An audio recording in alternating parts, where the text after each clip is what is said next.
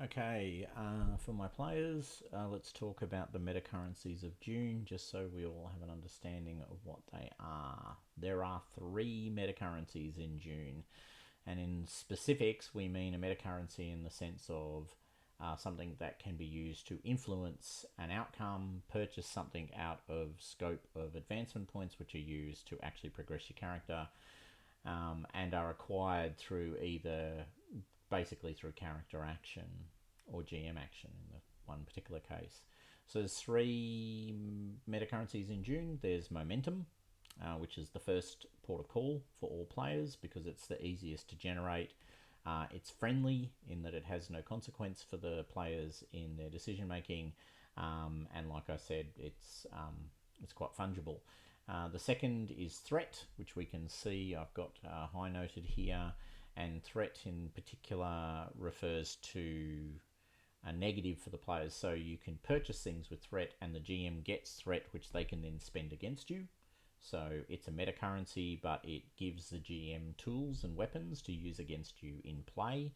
And the final meta currency is determination, and determination, which I will show you here, is associated with a character's drives. So each character starts the game with 1 point of determination, and determination can be granted to the players through a particular consequence of decision making. So let's talk about momentum first. So basically, momentum has two fundamental states. Momentum is generated whenever the players over succeed in a roll or as a result of a special characteristic of an asset or the use of a talent. So in certain circumstances, if I succeed at a talent, I get free momentum, and some assets also grant me momentum if I succeed in a particular activity using that asset. In addition, if I have a difficulty of 2 for something and I roll 4 successes, then I gain 2 momentum. I have 2 choices with my momentum, and you can see that highlighted best through the action sequence here. I can use my momentum for a whole stack of things. So if we look at my movement, I can use momentum to move an additional zone. So if I roll 2 additional successes on a move check, I could spend that momentum straight away and get an additional zone of movement.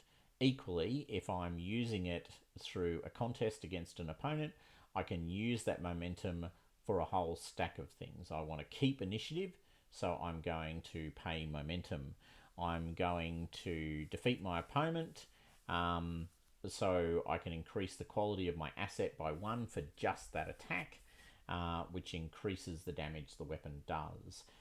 If I want to use momentum, I can use it for, in addition, making assets permanent, which is a bit weird, I'm not going to lie, because it strikes me as odd. But I can, it's a D2, so I get 2 successes. I create an asset, and then I can make it permanent with an additional 2 momentum. I also, however, and there's a bunch of other choices with momentum, I can also burn momentum to activate certain talents. But finally, and most importantly, the other thing I can do with momentum, which is the biggie, is I can add it to my momentum pool. Now, the momentum pool is shared by all the players in the party. So you can have a maximum of 6 momentum, and at any one point in time, at the end of a particular scene, you lose 1 point of momentum from your pool. You can have up to 6, so I can go bum bum bum, and then you'll notice there's no more. And then if the scene is ended, I take 1 away. If a player wants to use momentum, they can deduct it accordingly. The basic mechanism for momentum use, and the most simple, is I want to buy additional dice. If I want to buy additional dice for a particular skill check or a particular conflict, it's 1 point to buy 1 dice, it's 3 points to buy 2 dice, and it's 6 points to buy 3 dice. So out of the pool, I can grab it and I can spend it that way. I can also use momentum for all of the other things that we talked about previously that were listed under the conflict list. Threat, in effect, works in exactly the same way as momentum, but in reverse. So you pay the GM threat. So the GM starts with 2 threat per player, and you'll notice there's no maximum. So really big news there is, so the start of the scene, I can go, I've got 2 players, so I'll start with 4 threat. You come to me and you say, I really want to roll 2 additional dice, and I don't have any momentum at the moment, so my momentum is currently 0. I say to you, no worries, you can buy those 2 dice, that'll cost you 3 points, and the momentum goes up by 3 points, which now means you get 2 additional dice to roll. However, I get a momentum of 7. Apologies if you can hear the dog barking in the background. And that's also then when I use threat, and this is where threat is different to momentum. So obviously the use of threat is that the GM can choose to use it. I can spend threat. So I can buy additional dice for my NPCs. I can increase the difficulty of an activity by 1 for every 2 points of momentum. I can give my NPCs the ability to spend threat to buy their talents to activate in exactly the same way that you would use momentum. There can be assets or other things created.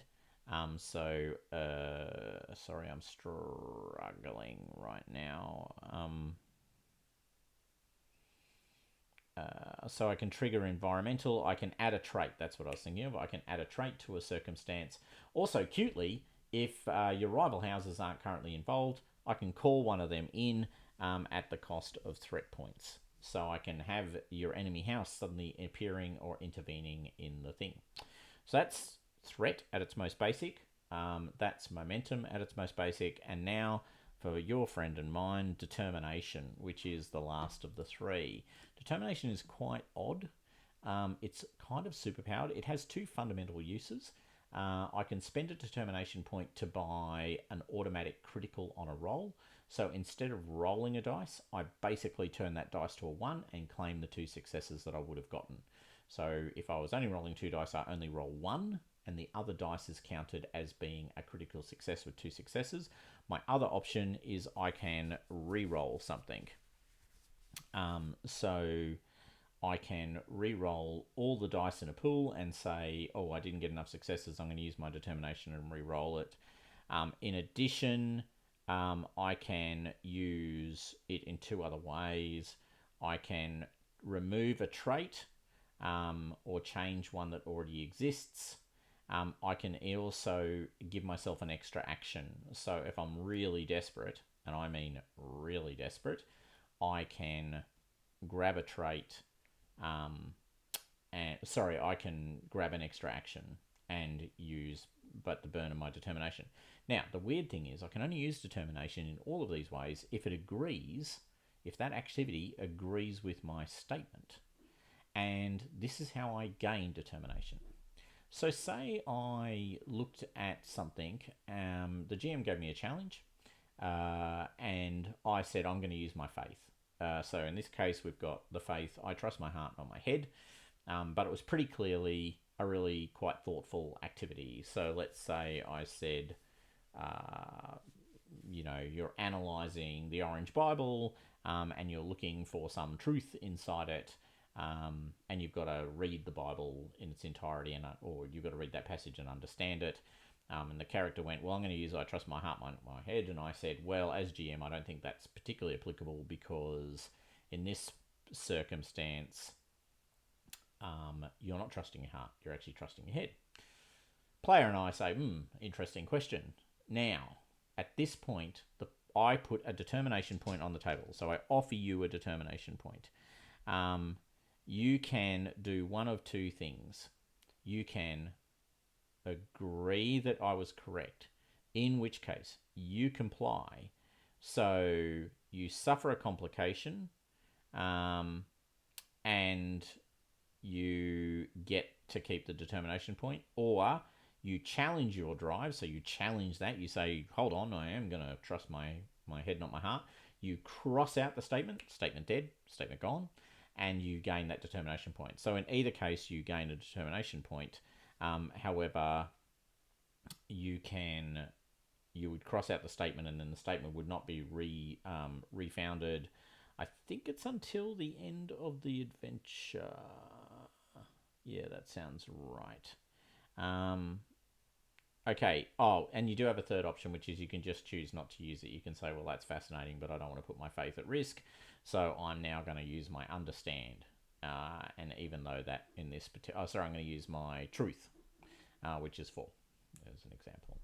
So that's determination. So once again, and you can only have 3 points of determination at any one point in time. So determination, kind of superpowery, momentum, super useful, good for players, accumulates through dice rolling.